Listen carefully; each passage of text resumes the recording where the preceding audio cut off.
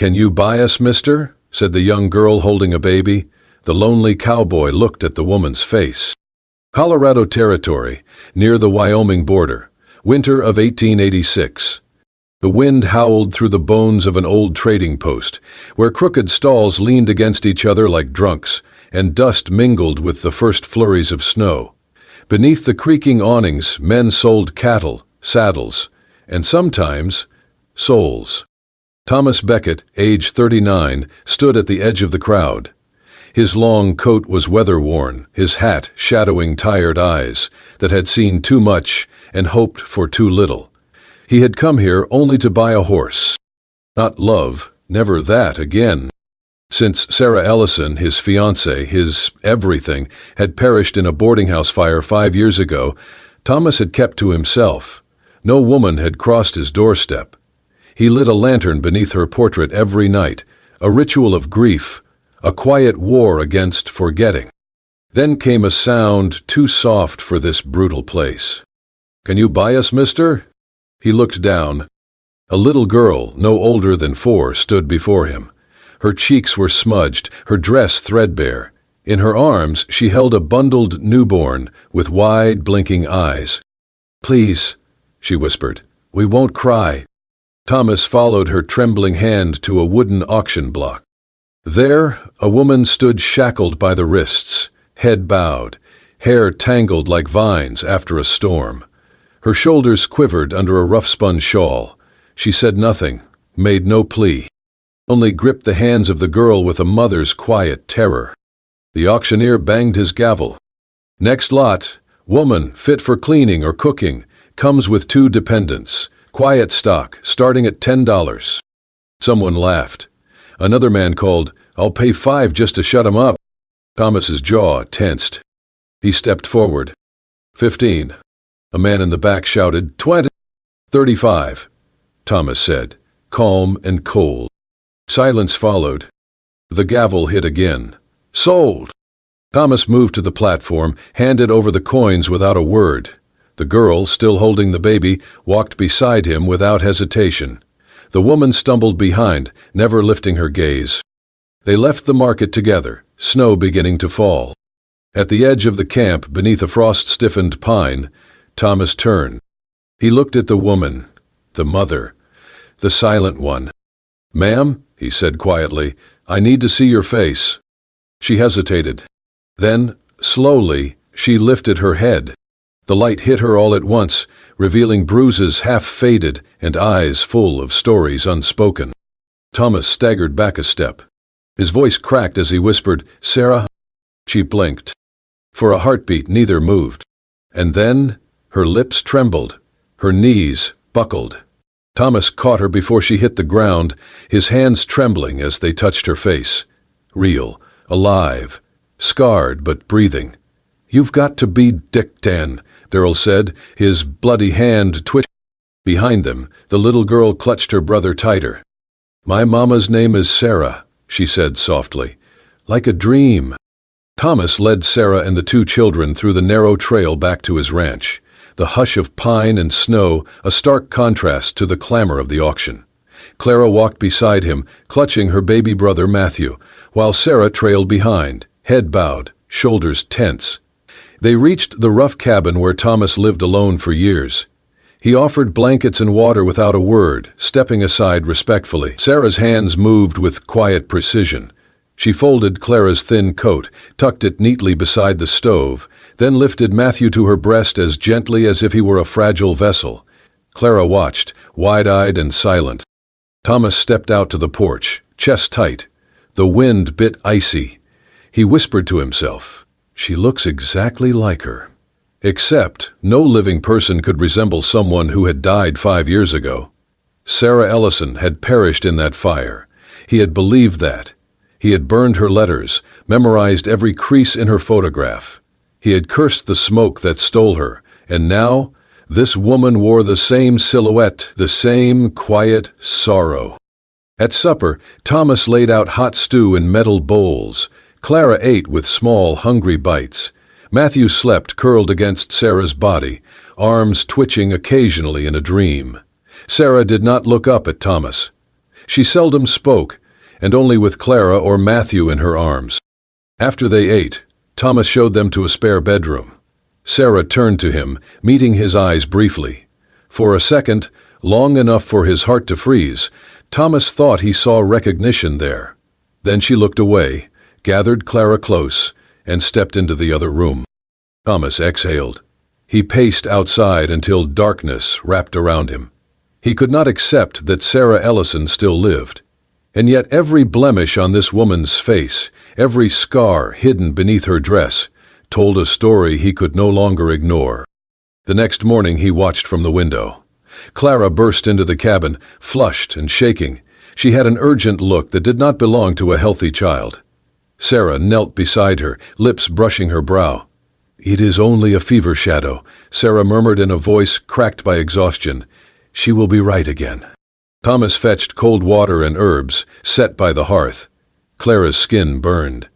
Thomas held a damp cloth to her forehead. He felt the rise and fall of her breath, heard the faint cough between her sobs. Sarah hovered, gentle and haunted. She tilted Clara's head and offered water. She never looked at Thomas, but Thomas saw the way she held her daughter, as if protecting something more fragile than life itself. Hours passed. The fever worsened. Clara whimpered, arms around her mother's neck. Sarah's fingers trembled. Thomas carried Clara to his own bed, weaving her into blankets. He settled beside her, placing the damp cloth on her hair. As he brushed stray strands away from Clara's ear, he froze. There it was, a tiny, dark freckle just beneath her earlobe, the same exact freckle Thomas had beneath his own ear. He drew breath, shallow and slow. This could not be coincidence. Could it? The same placement, the same shape, a birthmark like a signature. Thomas felt his world shift beneath him. He stared at Clara's face, flushed with fever but peaceful in sleep. His heart thundered. If this child was his, then that woman was Sarah. He retrieved his tobacco pouch, no match, but shook out a pinch and chewed. He stared at the stove flames and clenched his jaw until the pain grounded him. When Clara slept at last, Thomas rose and found Sarah kneeling beside her bed. She held Clara's hand, as though she could will the fever away. He approached slowly. His voice was soft. "That mark? Is she really mine?" Sarah's head lifted, eyes brimming. She pressed her lips together, nodding slowly. She whispered, "Yes." Thomas swallowed. He closed his eyes, clutched the back of a chair, and let grief and hope mix into a single ache. That night, Thomas found Sarah alone in the corner of the living room, spinning a cracked locket in her fingers. He sat beside her. She flinched, but did not pull away. He said gently, "Tell me how." She inhaled, drew breath, then began. After the fire, she was taken. The fire had been set. She had been bound, hidden, forced to serve, forced to marry, forced to bear Clara in secret. They never told him about the baby, never allowed her to write. After her husband died, they sold her and the children as debt collateral. She ran, hiding beneath blankets and shadows until tonight. Thomas listened, stunned. The story poured out like a river long dammed. He felt both betrayal and relief. Sarah had never betrayed him. She had been stripped of every choice. Her silence had been her shield. By dawn, Clara slept soundly. Thomas sat by the window, holding Sarah's hand. He stared into the snowy fields. His voice was hoarse. "I will not hide now." And Sarah let herself believe for the first time in 5 years. She might be found, after all. A pale dawn crept through the cracks of the cabin window. Thomas Beckett watched the fire crackle low in the hearth. He sat across from Sarah, whose face was gaunt and drawn, lit by the flickering embers. Clara slept beside her, and on Sarah's lap the infant Matthew stirred softly. Sarah exhaled, her voice trembling with a truth long held in shadow. "The fire. It was never an accident, Tom." Thomas's throat tightened. The word brought memories he had buried. Smoke, cries, the towering flames at the lodge. He whispered, "Go on." She tucked both children closer, then began in measured, broken tones how it unfolded after that night. They said I was dead. I saw the room burn, the flames catch, but I wasn't inside. They set the fire to hide me. A man, rich, cruel, had bought me. He hired someone to destroy the evidence, my letters, the bed, everything. Thomas clenched his fists. A brittle anger rose in him, but he held still, letting her speak. I was taken west, Thomas. Shot, but not killed. They bound me, fed me stale bread, wore me until I could carry no more.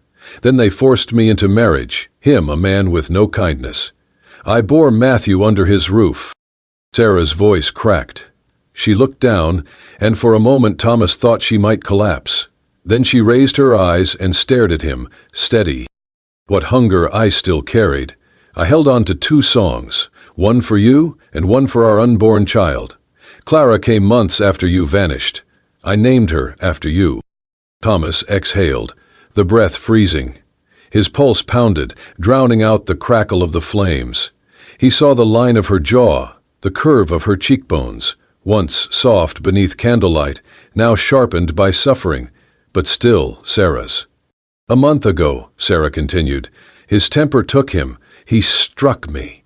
One strike, and he was gone, dead from a fall the next dawn. There had been no obituary, no message, no farewell. They sold me with the children, as unpaid debt. I thought I must never show my face until tonight. Thomas stared at her across the hearth. She lowered her gaze and wept quietly, pressing fingers into Clara's small hand. The weight of all she'd lived through lay heavy in the smoke-filled silence. He rose, walked to the door. Outside, the cold bit into him, steel wind, brittle and unforgiving. He drew a ragged breath, arms aching, staring into the open gloom. The wind howled across the snow like a lament. Thomas thought of the years he sat alone at the stables, of the nights he spoke her name into the dark, of the photograph he cherished despite its charred edges. He had believed she burned, but all this time she had lived, and carried their child. Behind him the cabin door creaked. Sarah stepped forward, hesitant as a ghost crossing a threshold she feared had closed forever. She placed a trembling hand on his shoulder. Her voice was fragile but clear. I tried to die every day, but she made me live. Thomas closed his eyes. He felt the weight of the world he'd imagined crushed beneath years of grief.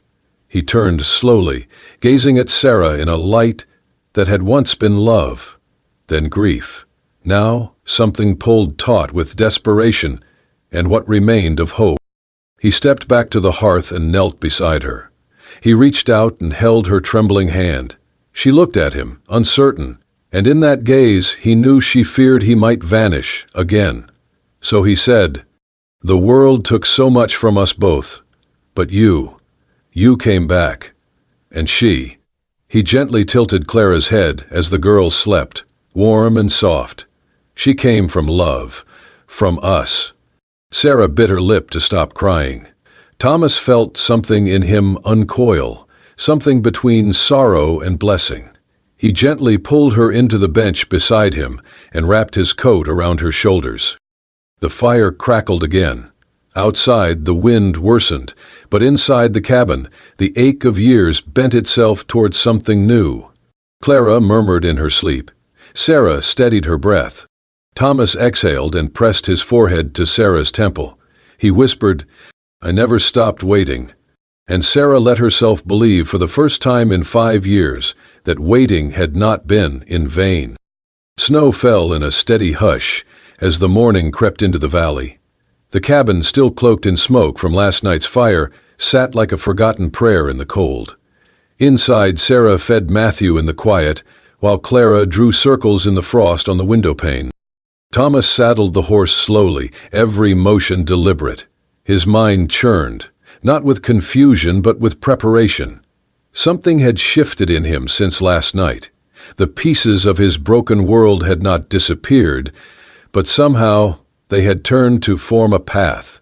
That path was about to be tested. Just before noon, hoofbeats echoed down the snowy ridge. Thomas stepped outside. 3 men approached, 2 riders in brown coats, flanking a larger man in a black duster and a bowler hat tilted low. The man dismounted, boots crunching in the frost. His mustache twitched with disdain. His gloved hands clutched a folded paper. "You Thomas Beckett?" he called out. Thomas didn't answer. He simply shifted his stance, eyes like cold iron. The man held out the document. "I'm here to collect a debtor and her offspring. Woman's name is Sarah Ellison, formerly Sarah Montrose. Her sale's not legal without my consent. That girl and that babe, property under defaulted lien." Thomas took the paper, read it in silence. Bogus. A debt of labor from a man now dead, stamped with a mark no courthouse in the state would recognize. He folded the paper once, then again, then slipped it into his coat and stepped forward slowly. "Sir," the man said with forced civility, "what you are doing is, by every technical measure, harboring stolen assets. I've already filed paperwork in 2 counties. You can surrender her now, or face trial, your choice." Thomas glanced back at the cabin. He saw Clara's small face in the window. Sarah stood just behind, holding Matthew tightly. Then he turned back. His voice was low, final. "That's no property," he said. "That's my family, and you're trespassing." The man's smile disappeared. "You think you can protect them, cowboy? You think a tin badge from 15 years ago makes you the law? It don't. We are the law now. We hold the ledgers, and the courts answer to paper, not gun smoke." Thomas's eyes narrowed. He took 1 step closer, then another. Then he drew. The revolver came out slow, but his aim was steady. He pointed it down, not at the man, but at the frozen earth between them. A gunshot cracked. The ground split near the man's boot. He stumbled back, hand half reaching for his pistol. Thomas didn't blink. "I buried 1 life years ago," he said, voice like gravel. "And I have dug enough graves to know who belongs in the ground. You ever come back to claim what ain't yours, I won't aim for dirt." Silence. The riders behind the man looked uneasy. The horses fidgeted, as if spooked by more than just sound. The man gave a tight, bitter smile. "You're making enemies of people with deeper pockets than you can imagine, Beckett." "I've fought men with more gold," Thomas replied, "but none of them had Clara's eyes." A long pause. Then the man turned, whistled, and mounted his horse. "Enjoy your peace, cowboy," he called. "You won't have it long." They rode off, snow kicking up behind them. Thomas stood still until the sound of hooves disappeared into the trees. Only then did he lower the gun. Behind him, the door creaked. Sarah stood there, pale but calm, Matthew asleep in her arms. "Will they come back?" she asked. "Yes," Thomas said, "but next time we will not answer alone." Sarah stepped beside him, leaning slightly into his side. He felt the warmth of her through the cold. "We?" she asked. He nodded. "If they want to take something that matters, they'll have to come through both of us now." Inside, Clara opened the door wider. "Mama," she said softly, "why did the bad men leave?"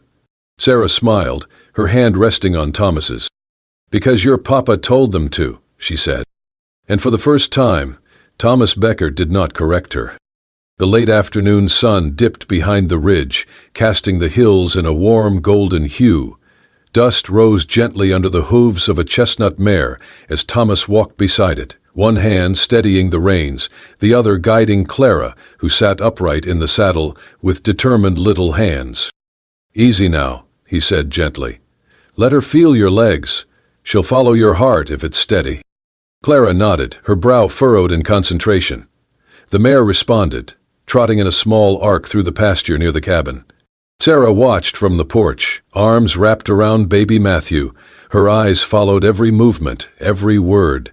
Thomas's voice, once so foreign and distant, now warmed the earth it touched. Clara finished her loop, and Thomas lifted her down. She stumbled into him, laughing breathlessly. "I did it," she said, cheeks flushed.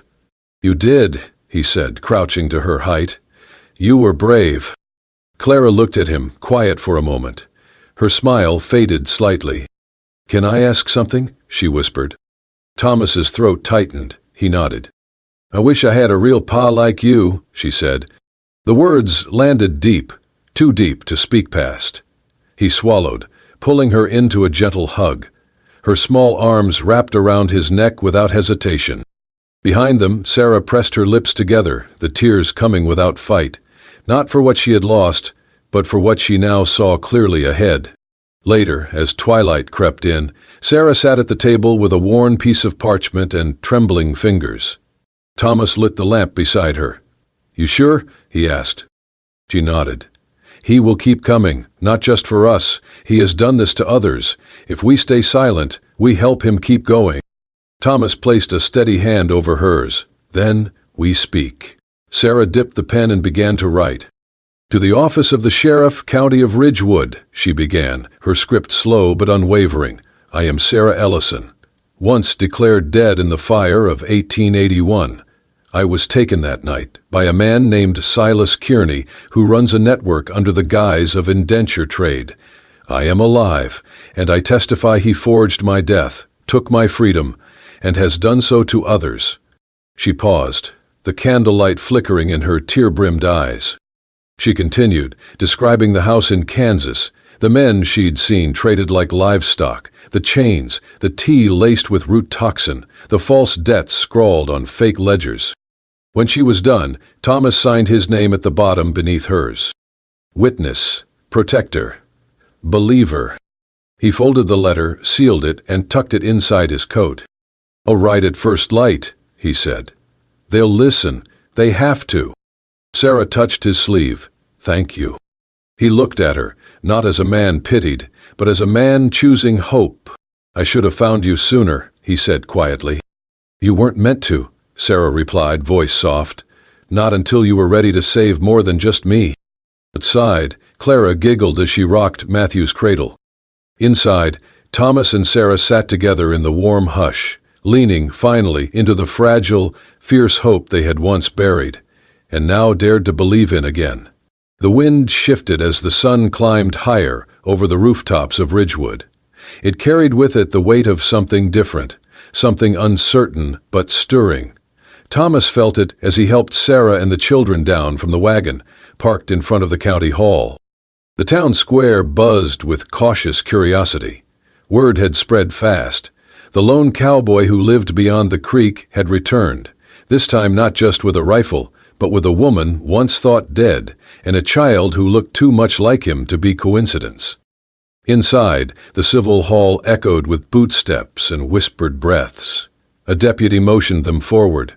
Sheriff Ezra Malloy stood at the front of the room, arms folded, his mustache twitching as he took in Sarah's tired but unwavering face. Thomas stepped forward.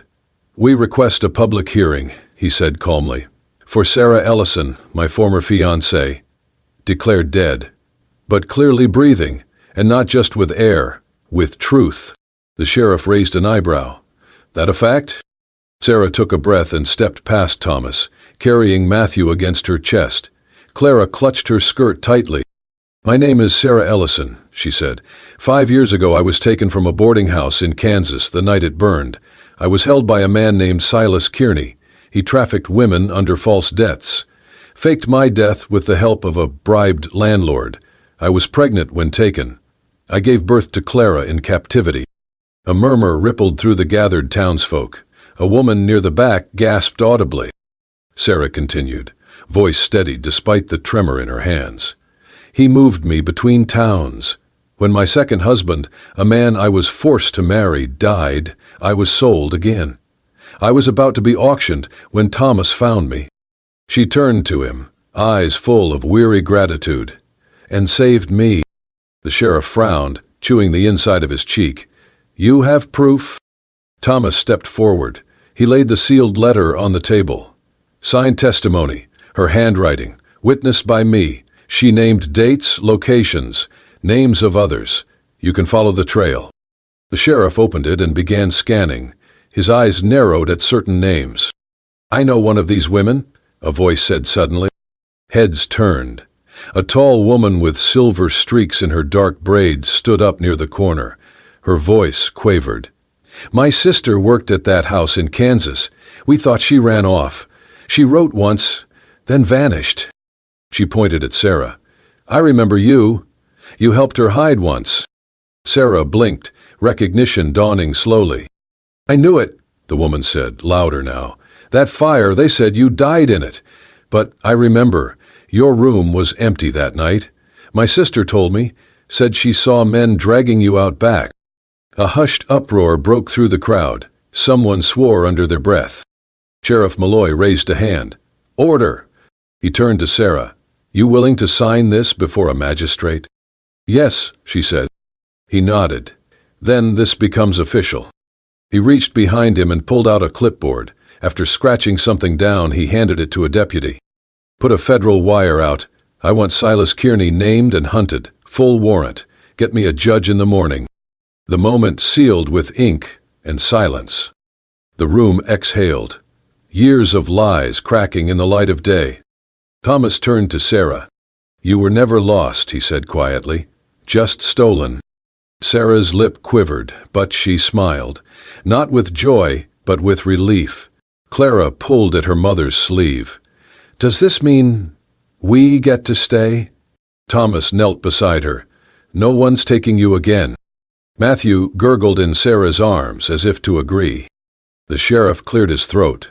"You'll need protection. Kearney has friends in low places." Thomas stood up. "Let them come." Outside, the wind picked up again. But it no longer carried fear.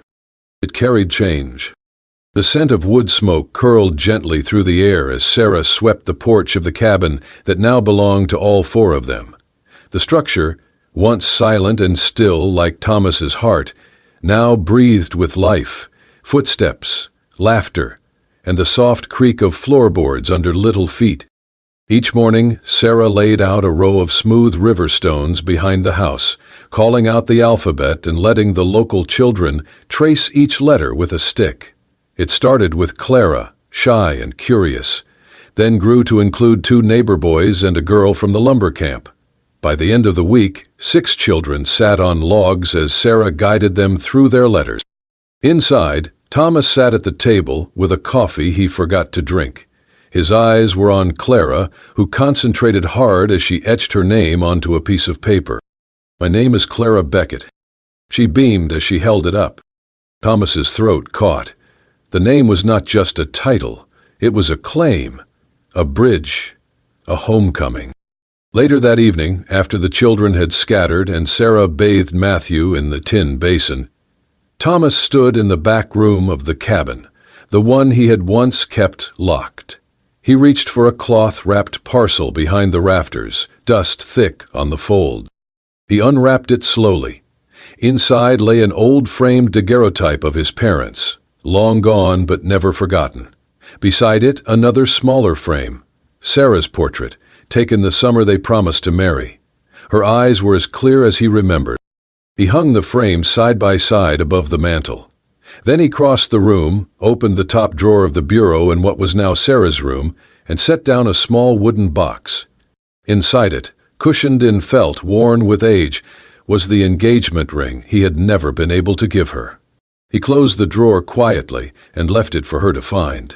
That night, Clara padded into the main room holding something tight against her chest. She climbed onto Thomas's lap without a word, nestled there for a moment, then reached up with a homemade booklet. "I made this," she said, her voice soft. Thomas opened it. Inside were drawings, childish and bright. 3 figures on horseback, one tall, one with a long braid, one small with pigtails. Underneath, in Clara's careful scrawl, were the words, "We found the home you lost, Pa." Thomas's chest rose with a breath so deep it hurt. Sarah stood by the doorway, her hand resting on the frame, her face unreadable. He looked up, eyes shining. "I do not know what I ever did to deserve this," he whispered. Sarah stepped forward, kneeling beside him and Clara. "You waited," she said. "You believed, even when it hurt." Thomas looked down at Clara, then at the ring he had once buried in silence. And in that moment, the house became more than timber and stone. It became whole. The wind rolled soft across the high plateau, brushing tall grass into a whispering hush. No church bells rang, no polished pews or silver cutlery clinked behind fancy linen. Just earth, sky, and the worn path that had led them here, through grief, through fire, through silence. It was the first morning of spring. Thomas Becket stood at the edge of the hilltop where he and Sarah had once spoken of forever, back when they were young and the world still made sense. He wore a clean white shirt tucked into his only good pair of trousers, the sleeves rolled to his elbows.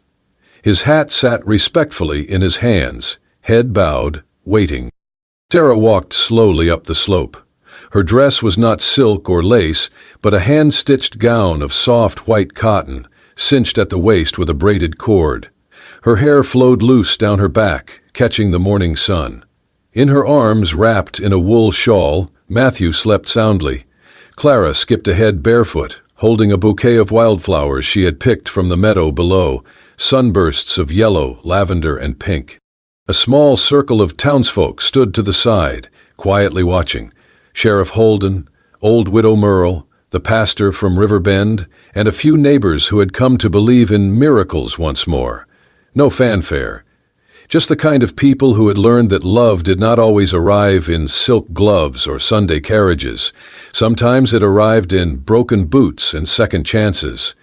Thomas turned as Sarah reached him. He stepped forward and gently took Matthew from her arms, cradling the baby against his chest, while Clara handed Sarah the bouquet.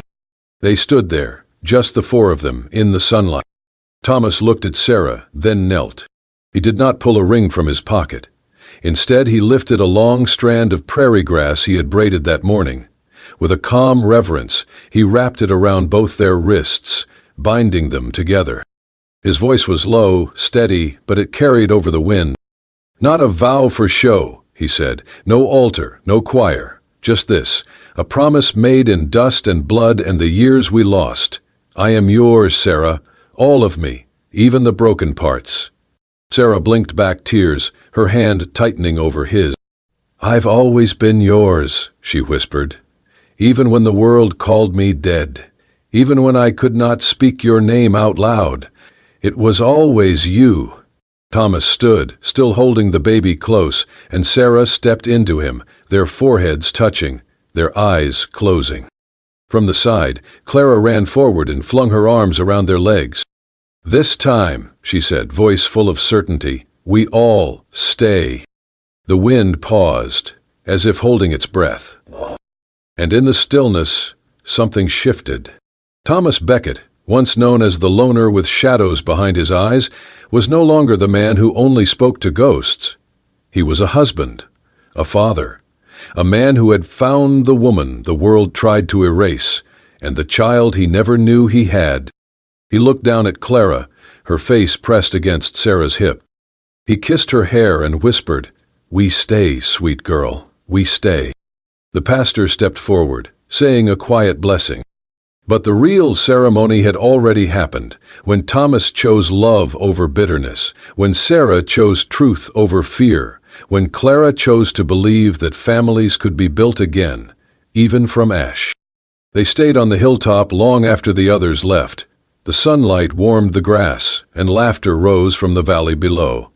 Matthew stirred, then yawned, blinking up at the face of the man who now held him not out of duty, but choice.